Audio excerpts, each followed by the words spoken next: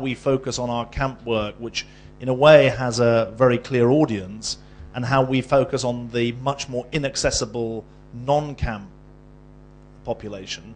I think that's really important, and I wouldn't want to have those who are not in camps forgotten. I think that is a danger for us, because for the donors, it's easy to say, here's the number, it's 125, 130,000, we know where they are, there's some traditional services that can reach them. I wouldn't want to lose those who are not in the camp situation. Secondly, I think that the need for up-to-date records, the need to recognize the reality of why people have left, the need to recognize that politics is an important part of the reasons for displacement for a lot of those people. We obviously have to make that point, and it's a good point to make.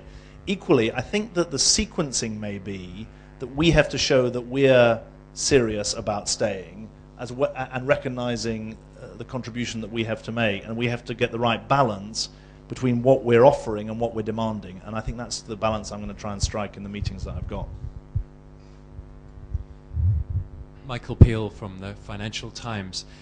Did you come away with any sense of whether things on the Myanmar side of the border were getting better or worse, according to the people you spoke to, both in terms of conflict and the humanitarian situation? And a related, more abstract question is, do you think there needs to be even more of a shift in the international approach to Myanmar from looking at the country through the prism of the battle between Aung San Suu Kyi and the junta, the former junta, to actually paying more attention and publicizing more the sheer severity and scale of these regional conflicts, not just where you went, but of course all around the country, as we know? Let me take the second one first, because I think it's really important. I mean, the bandwidth internationally for understanding complex conflicts is obviously limited, and for a long time, for well-founded reasons, the prism through which Burma, Myanmar was seen was the conflict between Aung San Suu Kyi and the dictatorship. And I think that what's fair to say is that there's a need for the international understanding to catch up with the reality, which is of a much more complex reality in the country. When you referred to sort of regional, it's more local than that, I would say, and I think you'd agree. It's a highly complex situation, and I think that the granularity of understanding, especially in the run-up to the election, if people want to understand properly the dynamic forces that are at play, require a much greater degree of fine-tuning. In that context, I think that the interplay of politics, economics, and the humanitarian is different in different parts of the country. And while there are different balances of the three in different parts, I think it's important to give proper recognition that the Southeast has its own dynamics, and that's different from Rakhine or elsewhere where there are major issues. And so I would give a strong endorsement to that. I mean, I don't know if it's only in the Financial Times that degree of granularity can be offered, but the more it can be, the better, because I think it'll help the outside world understand what's going on in the country far better. In answer to the first part of the question, I mean, it's dangerous on the basis of 2 days. I didn't get a strong sense, really. I got a sense of suspended animation, really. That's what came through. That there was a big change in 2010. There was then 2012, big ceasefire decisions. There's now a sense of waiting and seeing on the part of the refugee community about what happens next. And that came through very, very strongly. I didn't get, someone else said to me they'd heard, someone else asked me this morning, well, have you heard that things have gone backwards very fast? I didn't hear that at all, actually. I had much more of a sense of wait and see, certainly for those Karen and Karenni. Thanks.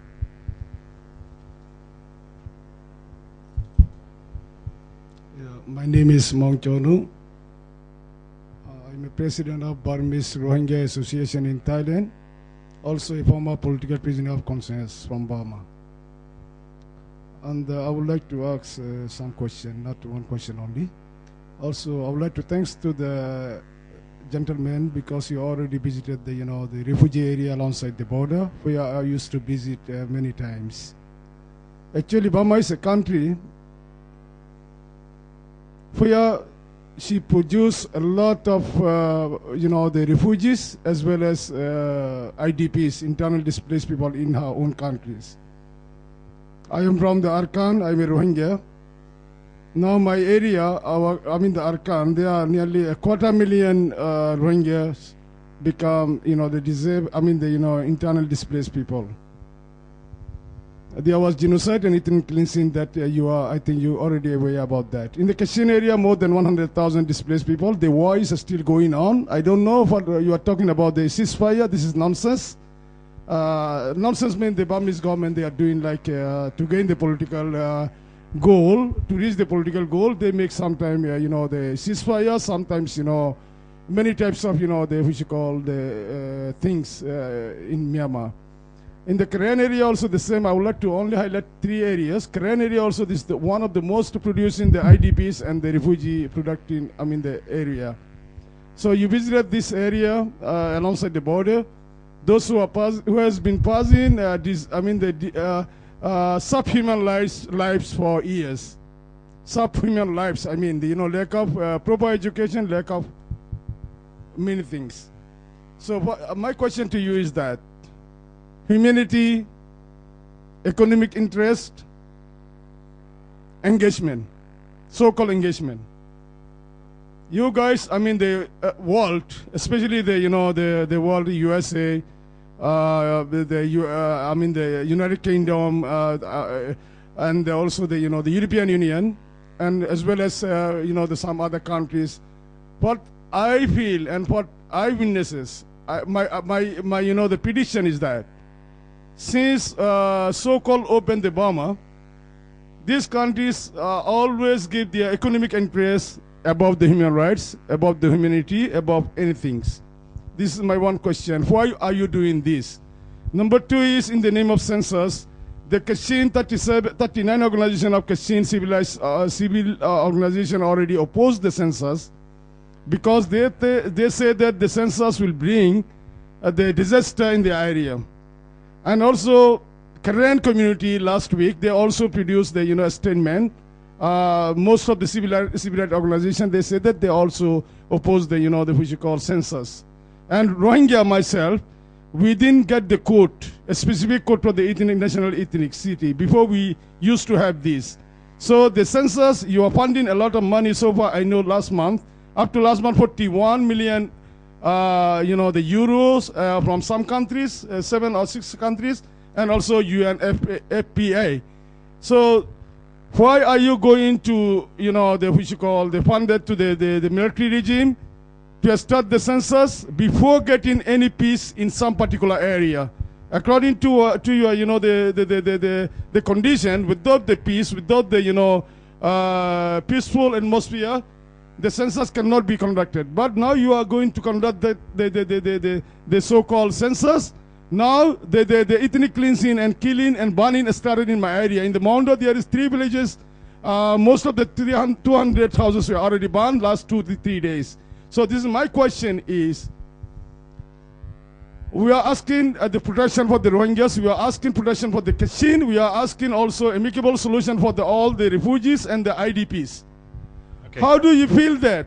How do you feel that? Is there any good atmosphere to send back these refugees to Myanmar? I mean the Karen, Kachin and all around the refugees and the Rohingyas together, because in the name of dam, in the name of the some economic interest from the China, there are a lot of the river they close and they're making the dam and in the Kachin and the Karen area mostly, and also in the name of the ceasefire, the Burmese military deployment is now 8 or 10 times more, only to start to give the business, the interest, the which you call interest to the China as well as some other countries. So do you think that it is the good atmosphere or the peaceful Myanmar that you can send the refugee, or you try to persuade the Thai government or Bangladesh government to repatriate these refugees? Okay. This is my this question. Do Thanks you have very much.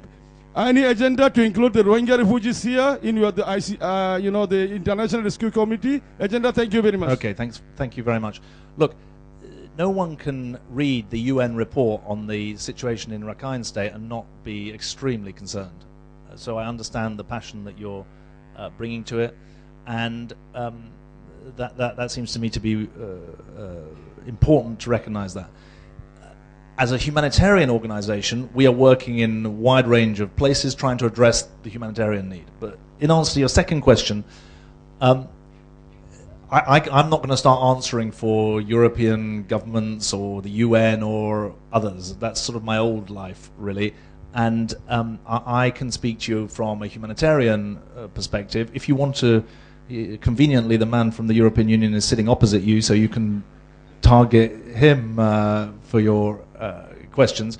I mean, I would say to you that I don't think you should presume or allege a sort of conspiratorial or malign element to what the EU or others are engaging with. And certainly I think it's important to say it's not our job and no one else's job to send people back. That's not been what I've been saying or any part of what we do.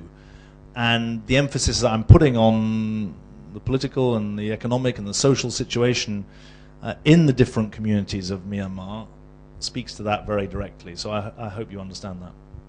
Thank you.